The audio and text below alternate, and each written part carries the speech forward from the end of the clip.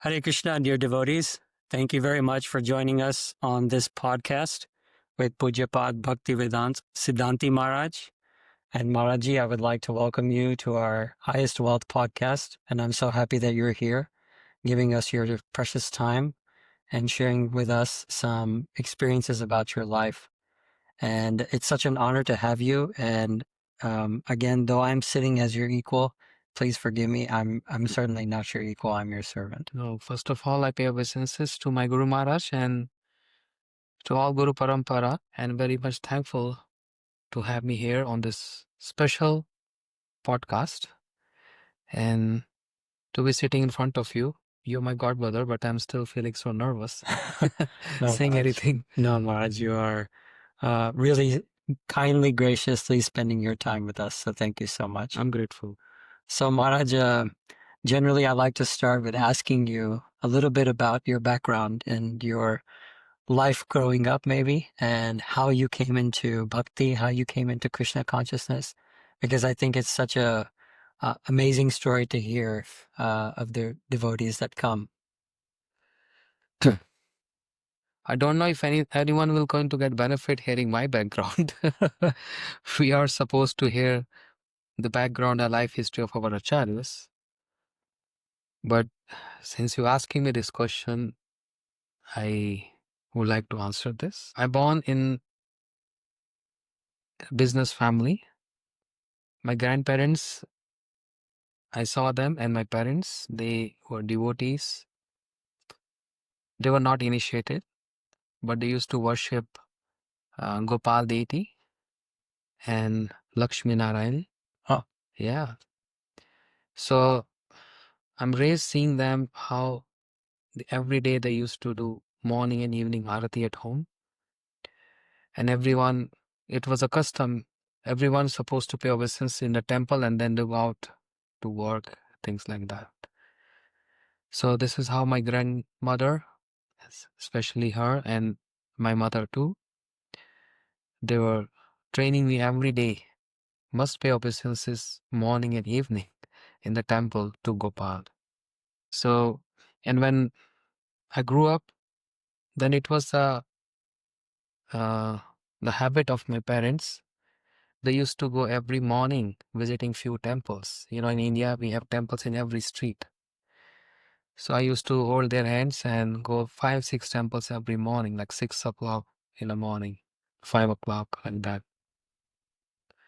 So this is how I was being raised. And my father used to tell me all the time, even in the childhood, that I know 3 of my generations, they have never indulged in any intoxication, meat eating, gambling, and smoking and all that. So I'm following the same standard, and I'm pretty much sure you're also going to follow the same. So this is how he used to, like, train me. Seeing the influence as we go in school and university, how, students, they get spoiled with these things. So he was like kind of giving me that training. And I was keeping this so to my heart that my father is saying this, that means something. He's my well-wisher. So exactly as he trained me, I was following the same standard. And ever, even though, friends always, they inspire you, let's smoke, let's have a beer. But I was always keeping in my head, my father told me, never get involved in these things. This is not good for you. Even though he was not an initiated Vaishnava, but they're like a religious Hindu family and following that morals. So this is I got from him. So I'm very much fortunate and thankful to him to, raise me like that from very childhood. Right. So I think this is kind of samskar. It comes from the parents and also from previous lifetimes. I do believe this. No matter if you are in the jungle, in the forest, in nowhere, no one knows you, but if your samskars are very strong, you're definitely going to get some association and some inspiration, and you come to Krishna consciousness. It's all about samskaras. So you were born in sort of a pious, religious Hindu family. Yes. And they were a business family. Yes. And maybe you visited some temples, I'm guessing maybe any kind of temple. And then as you grew up, then how did you get into sort of Gaudiya Vaishnavism or Krishna consciousness? Yeah. So I'm coming to that point, but prior to that, uh, when I was like, say, 12 years, there was a temple in our locality, and one of my friend, senior to me, he used to worship and bathe and decorate that temple every evening. Oh. So I got so inspired to see how he's doing a selfless seva. I was so inspired. So one day I asked him, can I also do this seva? He said, why not? You can put garlands. So along with him, I used to clean the whole temple, bathing all the deities, then putting chandan, offering flowers, and some tiny little sweets every evening. Wow. That when I was 12 years old.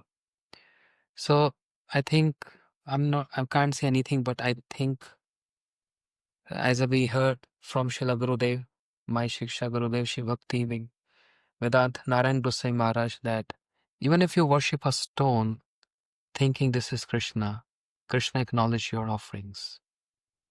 So the temple which I was serving was not just a stone, it was like deities, not properly installed or what, but I was giving my emotions and feelings, heartfelt feelings. No matter if it is storm or rain or hot or cold or whatever, every evening I was doing this. Wow. So I think that helped me to build up some more strong samskaras in me. And then after some years, my parents, they moved to some other location. And I was almost like 17 years old, and I wanted to do some, private studies with one of my cousin. So I started staying with him. There, I come across Hare Krishna devotees. My cousin, he had one friend who was a Hare Krishna devotee. He used to visit my cousin, and I was very young, but I used to hear their sometimes arguments and sometimes discourses on many points. Why this world? Who created this world?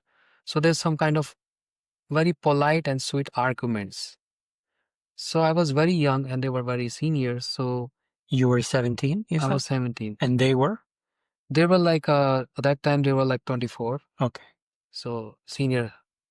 So I was very much interested in hearing this discourses and arguments back and forth. Was very polite, not like very hot debates like that. So I was very impressed. And I used to see my cousin, he's always used to put a tilak and dhoti and shirt and, this chadar. And one day I asked, where you go? He said, temple. Then I asked him, can I also go with you? No, you're too young for this. Oh. Some other time.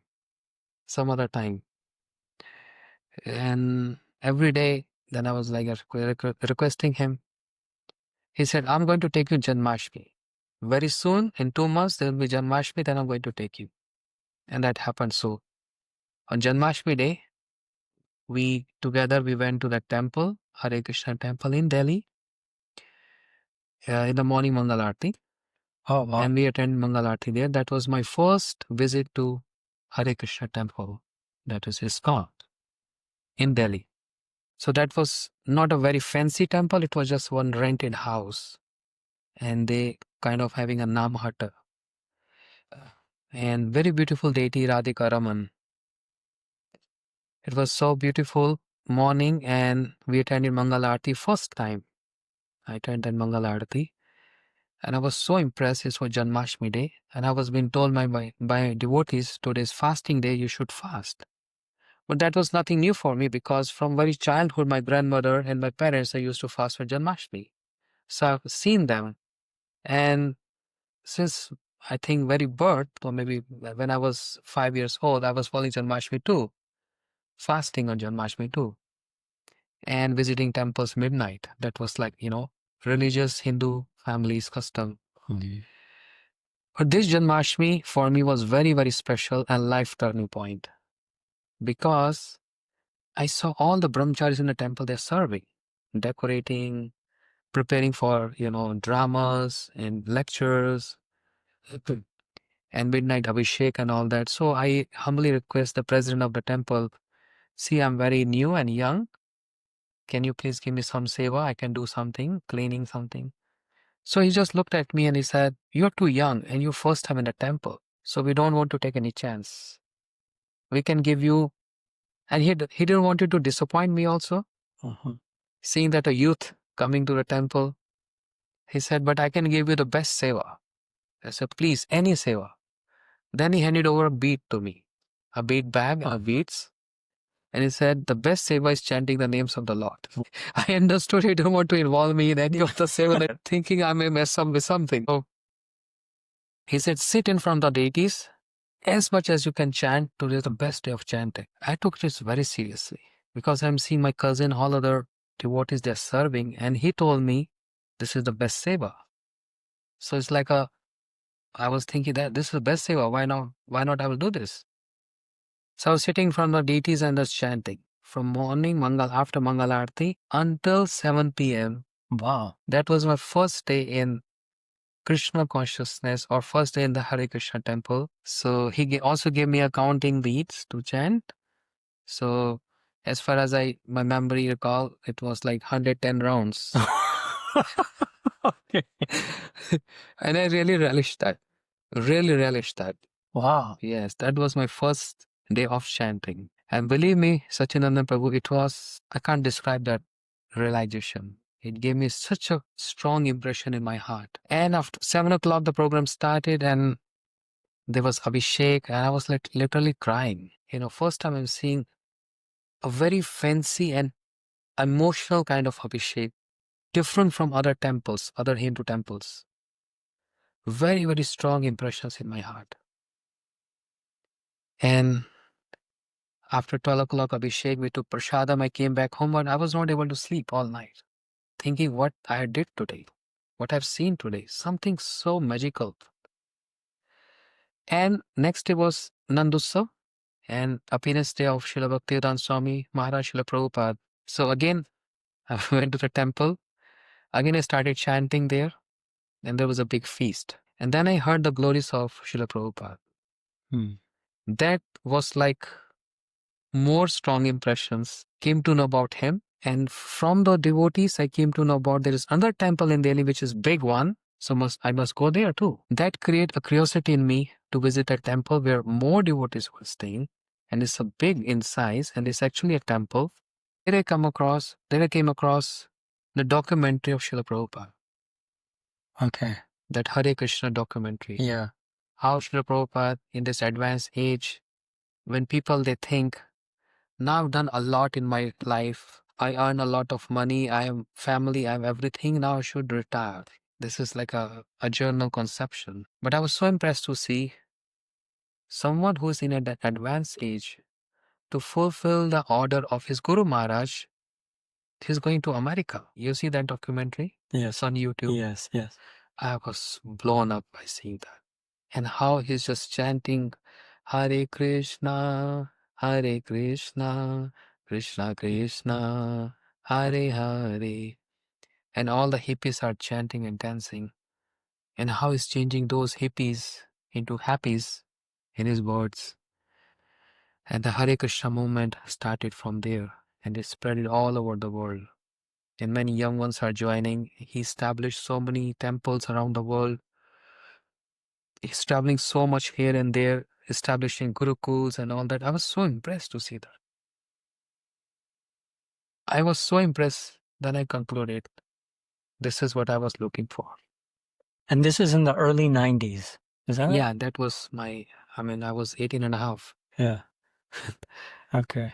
So then from that day of Janmashtami, I started chanting 16 rounds, as was being told in the temple.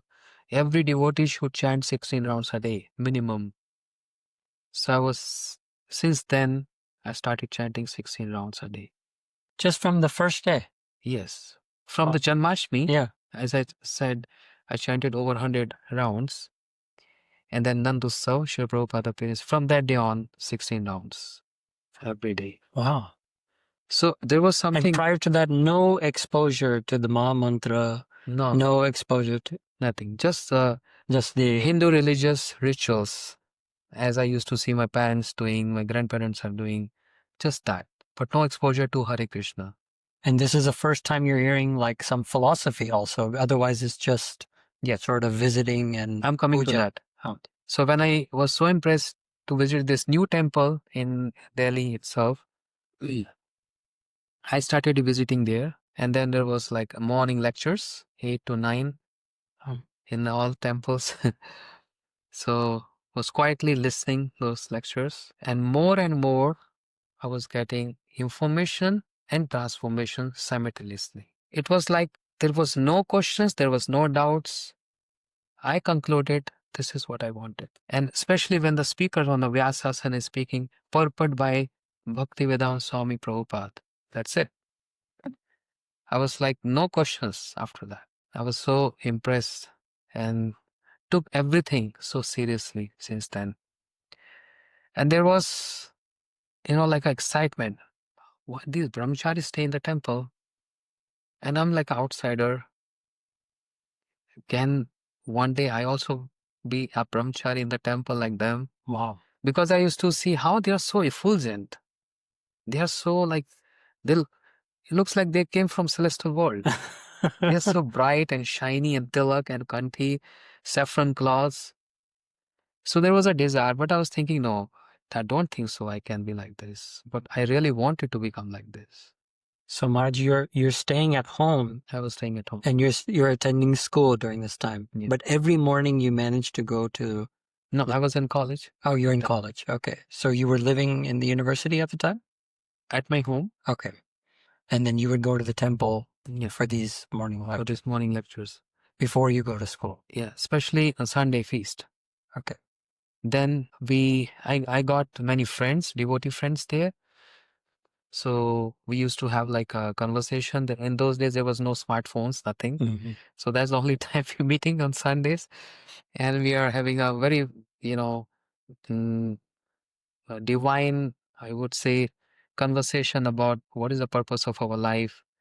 So you reading one book, I'm reading one book. So I'm sharing what I read, you sharing what you reading. So life come from life, easy journey to other planet, all these books. So this was like a beginning stage. Super excited, especially the Sankirtan, dancing and singing, something different from other temples. Never seen it before. And that made me a little crazy. My parents used to say, you're getting crazy in young age. You're not going out for party or, with your friends and things like that. I was taking this very seriously. I purchased so many books and I started reading those books. But just by reading philosophy is not enough, because as Srila Prabhupada is saying in all these commentaries, chanting of Hare Krishna is very important. We are not here to become philosophers. We are here to become devotees. So by reading books, I was getting information, some little transformation. But the essence of all information and transformation and reading those books is chanting. So after my studies, I used to come home, shower, change my clothes, and I used to close my room, door locked, and switch off all the lights. And very one small dim light on the top of my desk, my study desk. And there I used to have a very beautiful, a small altar, Iskcon painting, Kishore Kishori, all the gopis around, Radha Krishna sitting on a throne under one kadamba tree, and all the gopis around it on the bank of Jamuna. So the light was only focused on that altar and the Guru Parampara there. So I purchased a kartas from the temple, pair of kartas, and I used to sing Mahamantra, sometime 1 hour, sometime 2 hours. Wow. So my parents, they were thinking, what's happening with this boy? They were very happy that he's in a very good direction. He's not doing anything wrong or sinful. But why in this young age? So they were also a little scared about that. Satisfied and also scared. And I was just all the time in my room, studying like that. So this was like a fuel in that fire. So they would not, would they be aware that you're doing this chanting, or you're trying to keep it very soft and hidden from them? Loudly. Oh, loudly, okay. Because so then they I think was- you're very crazy, Right. or too much into it. You should be balanced. Yes. This was their concern. Mm. But I was following Srila Prabhupada, Srila Bhaktivedanta Mahārāja, Srila Prabhupada saying, loud chanting, you help other jivas too. Oh, right. Right. The loud chanting, you're helping your family members and many jivas around you, those who can't chant. So I was kind of thinking, like in a beginning stage, we are always very fanatical. Yes. That, oh, I'm helping myself and I'm also helping many other jivas. Right. So fanatic thoughts. Right. And then, but that was a very good, I should not say all these things, but since you're asking me, I'm just sharing. If anyone is getting benefit out of it, I don't mind. That's the only purpose. I'm not showing off, humbly speaking, No, truly speaking. But when I recall, it was such precious moments, only focusing on that. And then I bought cassettes. In those days, we used to have those cassettes, right? Yeah, I used to put in my deck with a loud volume. Govindam Adi Purusham Tamaham Bhajami. So morning arati or some Mahamantra. And there's also one Krishna painting which is like this big, huge painting where Krishna is playing on flute. Iskcon painting. I think Shamrani Didi, she painted that, as I assume. So I used to like dance alone in my room, sing Krishna like this. Sing Krishna, can you come to me? Like you would say this is, I'm fanatic, but I'm emotional, or it's just like it's my beginning stage. I don't know how to define this, but this was happening to me. And Maharaj, did you have any siblings? My younger brother. Younger brother. And younger brother was not interested. You're sort of the only member of the family that's into all this. Yeah. He was not interested, but he never objected to this. Okay. He was supporting. Not like as in other families, I see siblings, they always object to this and they think you're gone crazy and all that. They used to say mildly, like, why are you getting so crazy in the young age? We are grown up. My parents used to say, this is our time to do this, not your. But they were also satisfied internally, I find that. So there was no question of non-veg or anything. So it was very easy for me to follow the 4 regulatory principles. Right. Because you've done it since childhood, essentially. Yes. So you're going to the temple regularly, you're going to school, you're also doing your bhajan at home. Kind of sadhan bhajan.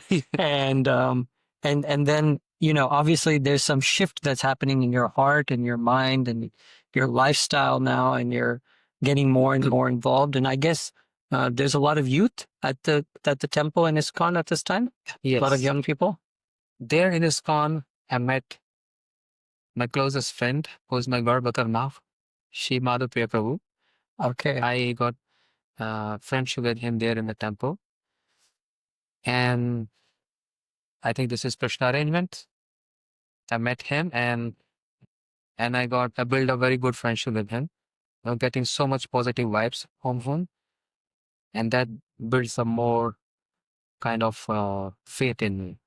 Enthusiasm. And then something I noticed, I started believing now I'm devotee of Krishna. And as I'm saying again and again, in the beginning stage, you feel that you are on the top of the world. You are the best. You are a devotee now of Krishna and His Supreme Personality of God. And whatever I'm hearing from the speakers in the temple, the seniors, I used to repeat the same to my friends in my neighborhood and also in my college. So, you just want to explore. Share with everyone. Yeah. Whatever you're getting bliss, you want to share with everyone. So I was trying to instruct them, do this. And there was so much objections coming from me. Hot debates, hot arguments. Why Shiva is less? Why Durga is less? Why Ganesh is less? We see all one. But by reading Srila Prabhupada's books and hearing in a temple, so I was fully convinced what I'm following is correct, right? So it was very interesting time. Hours and hours and hours and hours we were debating on this. Finally, they got the point. I took them to temple and in Vrindavan, and they also got a very good impression that this is something very genuine and very pure. This is not like ordinary philosophy as other temples. They don't even preach anything. Right. You just visit. You just visit, So fold your hands. those who were opposing me, they all become devotees. So I got a very good like neighborhood friends. So collectively we can do more and more preaching. So that there was a passion preaching. You have to bring more youth and young ones in the movement. A kind of passion in young age, right? So I was so confident that whatever question comes to me, I'm ready to answer that. So the credit goes to Srila Prabhupada books. Because perfect questions, perfect answers. Everything in his books. You know, Srila Prabhupada used to say, I'm present in my books. So if you have to preach to someone, if you read my books, is equivalent to I am preaching that person. So every single word, what we hear Srila Prabhupada speaking, I was like 100% convinced in believing those words. With that faith, I was putting myself in front, and no matter how much opposition and debates come forth, I was able to answer all the questions. And in my heart, in my meditation, I was also being trained. We youth were also being trained. Don't take any credits. The credit goes to Srila Prabhupada and Radha Krishna. Meditation, I was like praying, Prabhupada, you're preaching. I'm not preaching. I'm just delivering your message to them. This is what was happening in those days. So now you have friends that are like-minded. You have neighborhood residents that are like-minded. It seems like you're getting more and more absorbed into this. Then what happens? Okay. So we were being told in our temple, we have IYF, Iskcon Youth Forum. So you young ones should join that. And in your neighborhood, try to preach to more and more people about Krishna consciousness. Distribute Bhagavad Gita. So there was one temple near to my house, only like 2 minutes walk. Me and my 3 friends, we were 4. We were thinking, let us start some Harikatha session, Kirtan and Harikatha here. And we'll bring some preachers from Iskcon.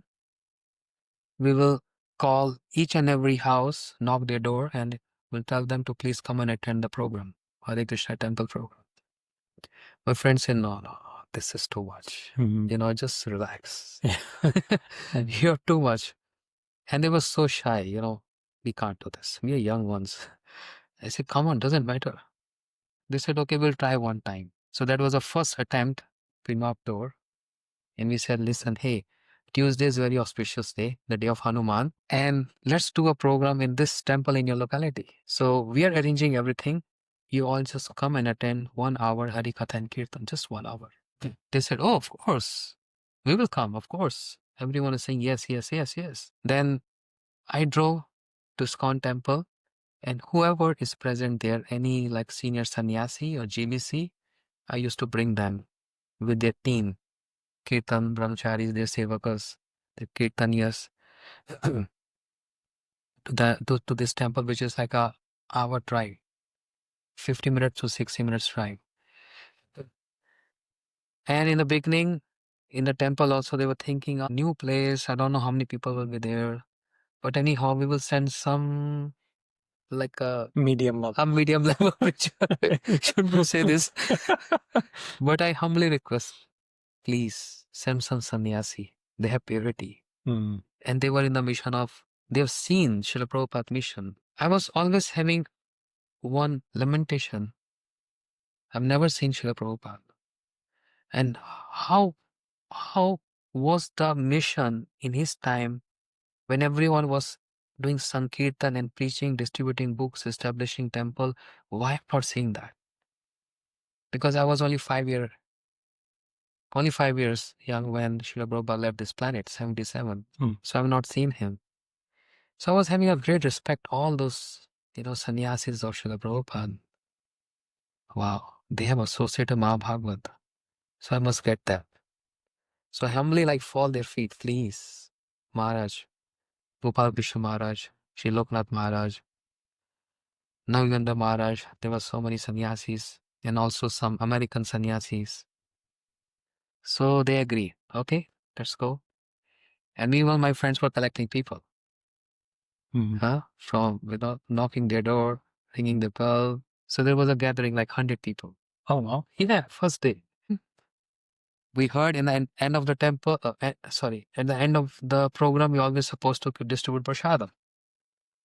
We had no money. We can't ask our parents because they were always thinking these guys are getting crazy. Yeah. So I had some savings. My father used to give me every day one note for my, let's say, I can spend on my eating. Allowance. Like a lunch. You can have a cold drink or a, samosa or something. My friends used to spend money. I always keeping in my pocket. Even though I was greedy to grab those samosas and fancy stuff, pastries and all. But I was always keeping in my mind, should always save money for some higher purpose.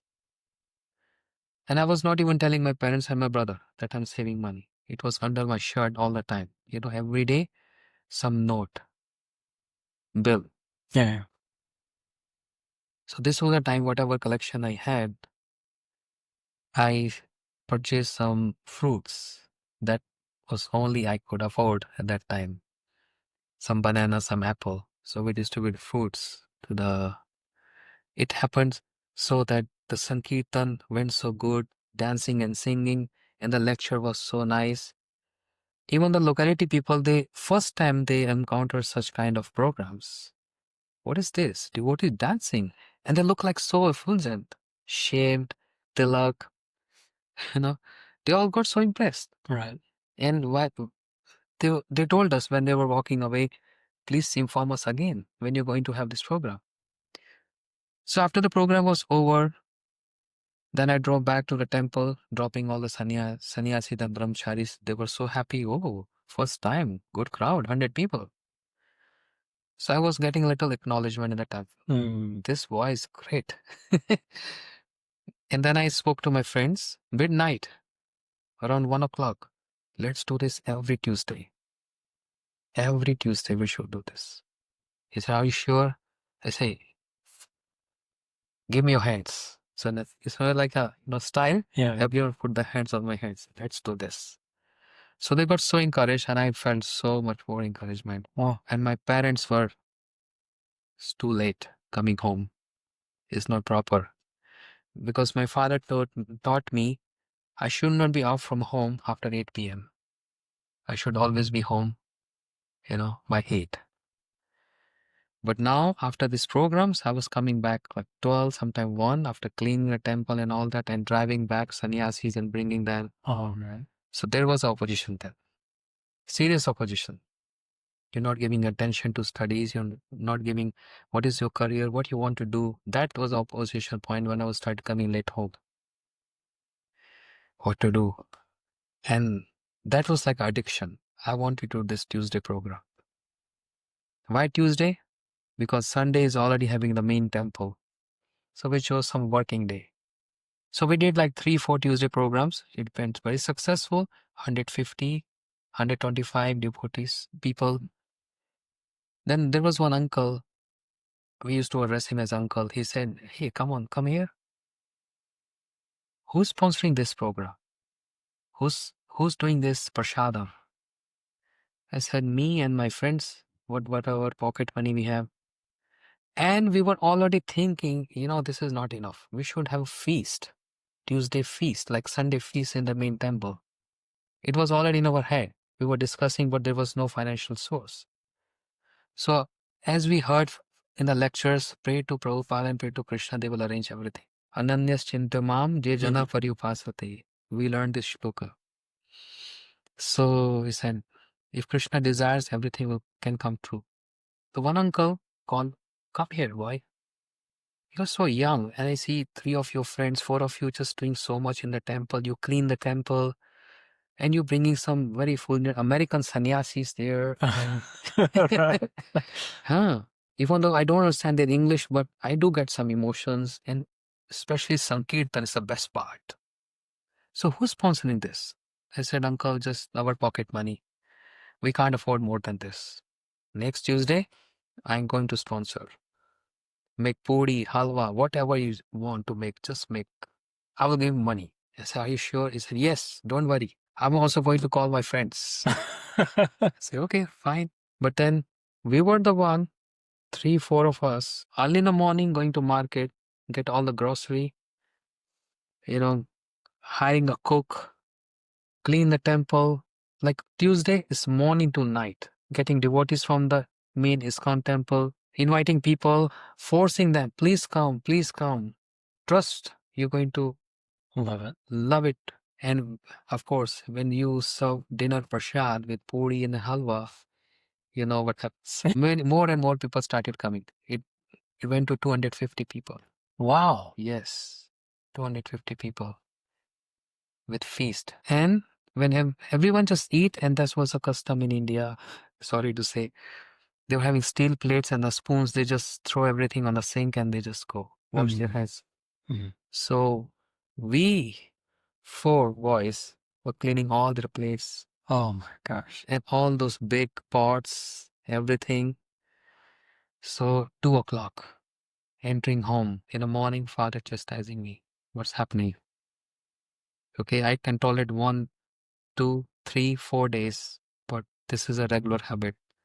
This won't work like this. I said, no, next time I'll be fine. We're trying to do this. Sometimes lies. My brother supported me. He said, just jump from the wall. I will open the door. No need to tell. So he helped me in that. Anyway, it became like a passion for us. And now we got so restless, we should go to Vrindavan. On a very serious note, I started telling lies to my parents. So I just packed my books, my bag. I'm going to my friend's house for study, and I'll come in the morning. He said, fine, we want you to study. So they agreed to this. So what we friend were doing, we start from our home like 2 o'clock, go to Vrindavan, 2.5 hour drive. 4:30, arrive in Vrindavan Iskcon temple. In the morning, Mangalarati. Samsara Dava Navanida Loka. Srila Prabhupada's Arati, then Krishna Balaram was Arati. Vibhavari Shesha Loka. So beautiful. So nice to see that. Gosh. We literally, not me, just my friends too. We used to cry when we come back. Why we are going back to this Maya world? Whereas if we are like in Vaikuntha and Golok Vrindavan, that morning Mangal Aarti is so super good. And after morning Mangal Aarti, Tulsi Parikrama, we start from Vrindavan back to Delhi. Oh, just that part. Just that part. Just to attend Mangal Aarti in Vrindavan. Oh, wow. Okay. Just to attend Mangal Aarti in Vrindavan. Sometime thrice a week, 4 times a week, like that. Wow. It became a regular passion. The young ones' passion. That was the direction where our passion was going. And coming back in the morning, like 7:30 sometime, and oh, mom, I'm very tired. I want to sleep now. Studied all night, yes. So I was also regretting that I'm telling lies. Then I used to serve one sannyasi, and I revealed to him, Maharaj, is it proper to tell lies? He said, depend what kind of lies. Then I told my whole story. He said, any lies, with Krishna as a center is not lies. And you're not telling lies. You're just telling your parents you're going to study there. So actually you're studying when you go Vrindavan. You're getting so much there. Isn't that study? You're not specifically mentioned what kind of study, right? So don't worry. You're doing good. So this is how my youth was growing and growing and growing in Krishna consciousness. Then we hired a bus taking youth to Vrindavan, showing them Jamuna, Iskcon temple, festivals, all that. So it was like full-time engagement. So you're like now almost like a leader or older youth Yes, in one sense. leader. So guiding the newer youth that's coming. Yes. And that's why the devotees, brahmacharis in Iskcon and the preachers, they started appreciating now, glorifying, clapping for us on Sunday programs like that.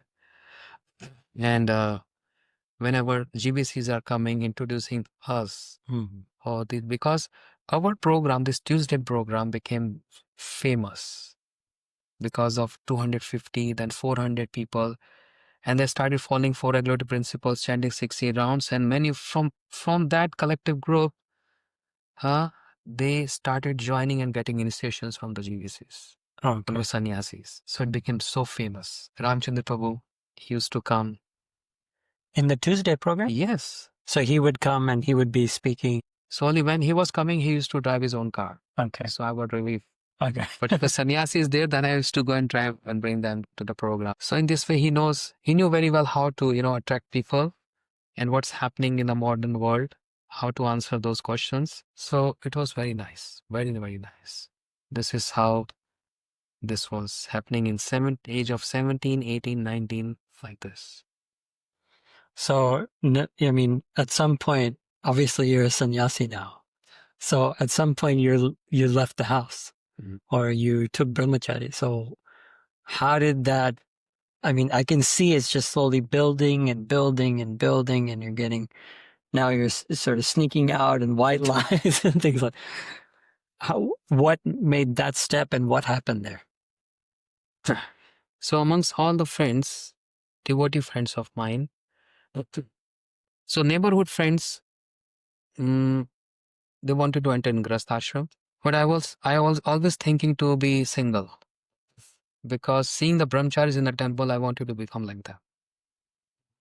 So my inclination was towards living that kind of lifestyle. So amongst my devotee friends in the temple, my godbrother Madhav was the most closest and intimate. And with him, staying with him, I learned a lot because he was all-rounder. He knew how to give lectures. He knew how to cook. And I was in my home. I didn't know how to cook. We have servants, not even a cup of water from the kitchen. Servant used to bring. So I was not familiar with any of these savers, apart from driving and other sankirtan and other things. So he gave me so much encouragement and inspiration. He started visiting my home. My parents started liking him.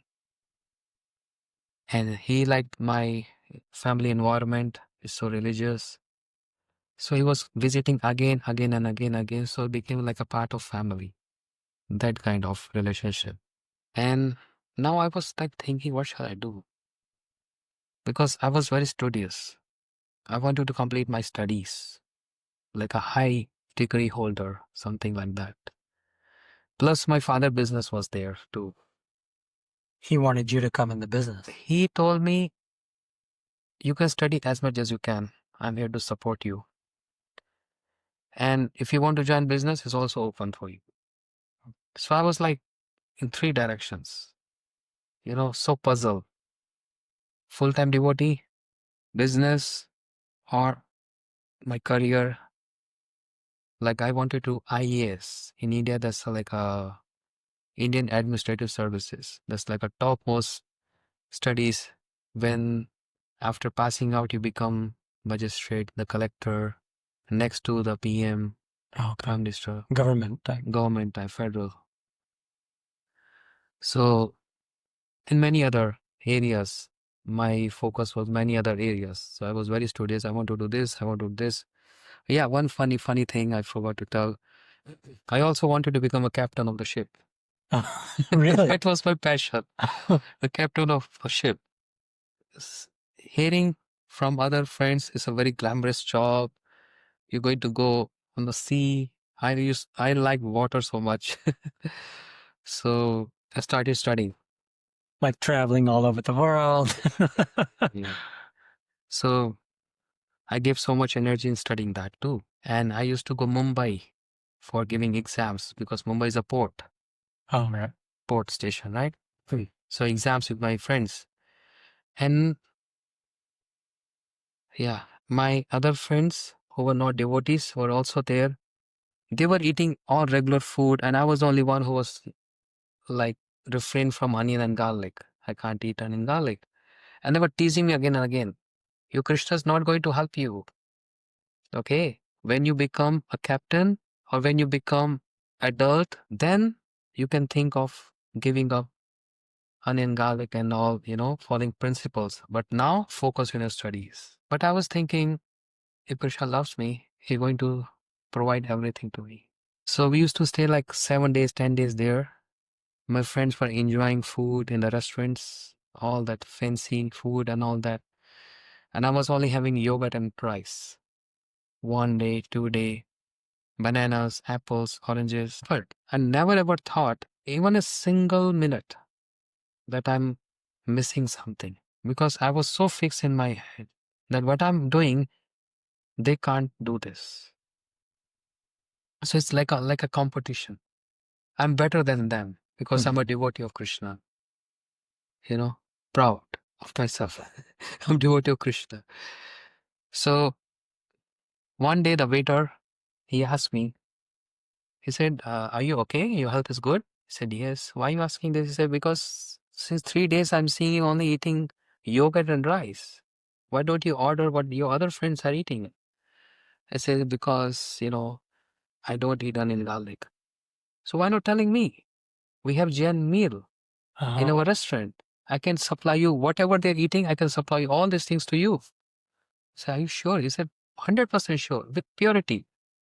I said, bring this, bring this, bring this. And in front of my friends, I'm eating more than what they were eating. And they were looking at me. Krishna helping you there. So I'm telling you, wherever you go, Krishna will help. And Prabhu, one thing I want to share in here. I don't know if this is happening to all the devotees, but it happened to me.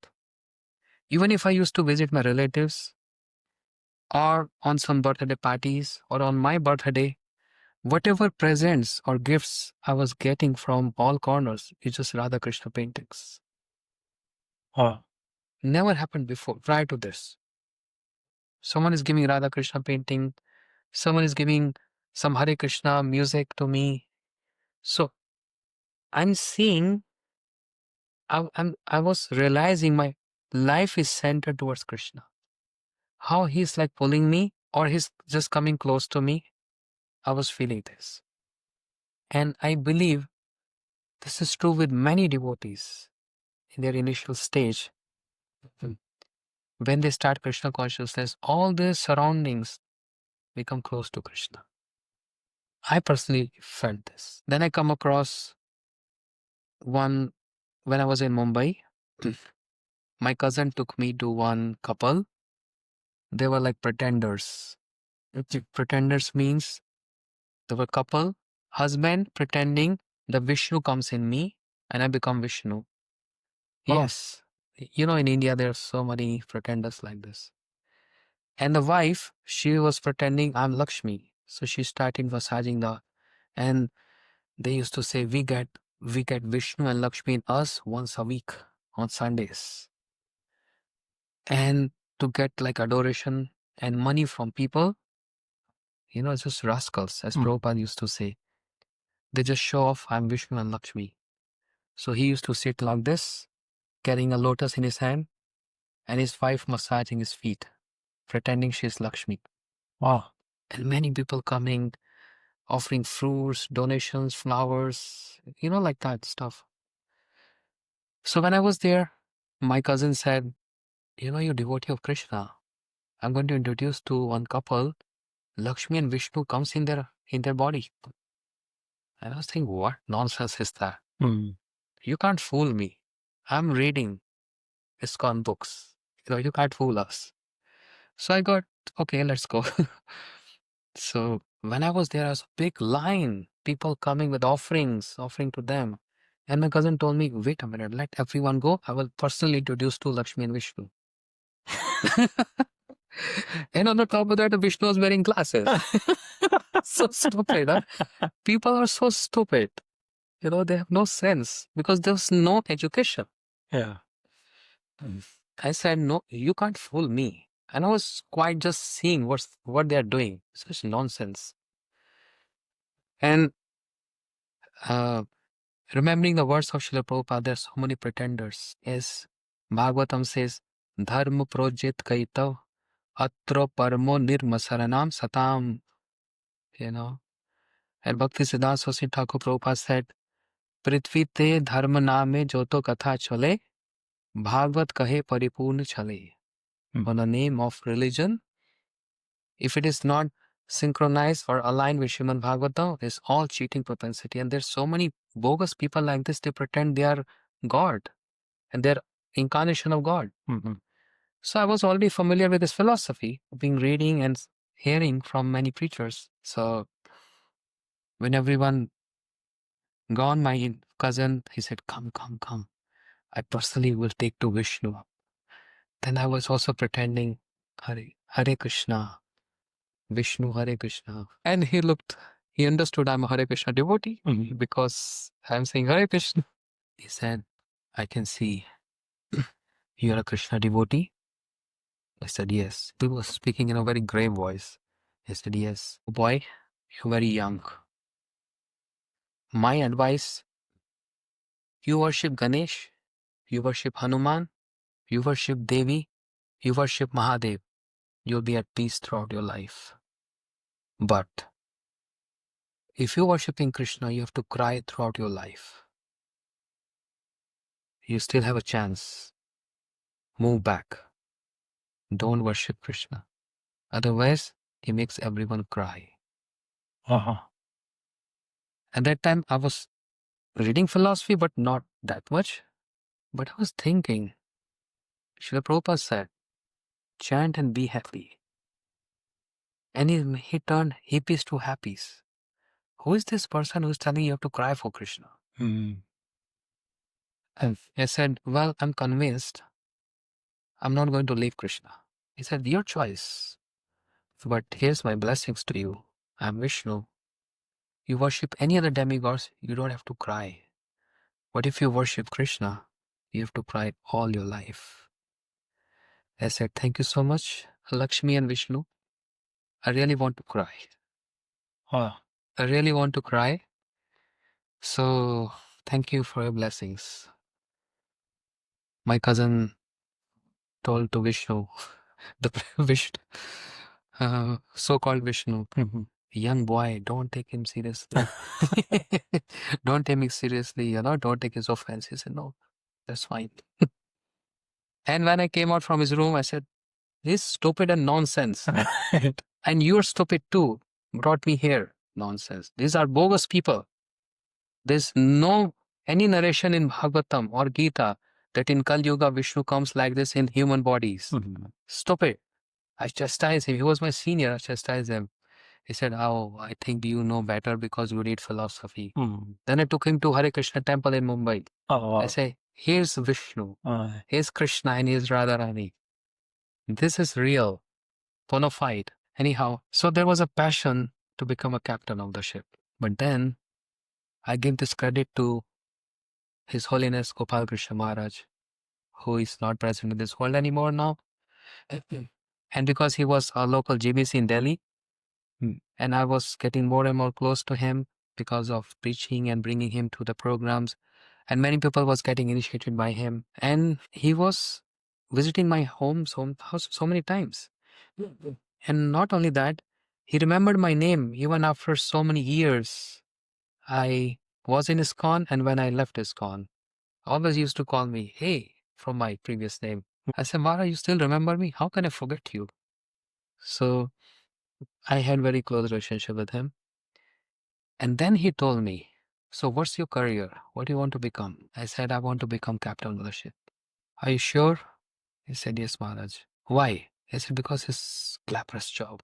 But can you maintain Krishna consciousness while on the ship? I said, I don't know. Then he said, I have a couple of disciples who are captain on the ship. And believe my words, they are not happy. They can't maintain their Krishna consciousness. Mm. So I advise you, go and interview some captains before you proceed. How much have you done? I said 50% done. Oh. 50% more to do. Oh, so will you not going to lament if you have to give up this? I said, well, first I want to ask captains. Mhm. He said, go ahead. I understand what you're going through. So actually I interviewed some captains. Devotee captain. No, Oh, random captains. okay. I got their address. I knocked their door and they say, who are you? Yeah. Then I told them, okay, I'm, so and so. This, I want to become a captain, but I'm a Krishna devotee and I follow 4 regulatory principles, no onion, garlic. He said, forget it. He said, this is a glamorous job just for 2-3 years. After that, you're going to get seasickness. You will not get any vegetarian food. You have to eat seafood. So it's not for devotees like you. So 1, 2, 3 captains said the same thing.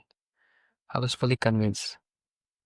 Mm. And then I asked forgiveness from Maharaj, saying that I doubted your word. Not doubted, but, in the sense that I went to interview them and I finally concluded I'm going to give up this. So I just left that. I didn't opt for becoming a captain of the ship.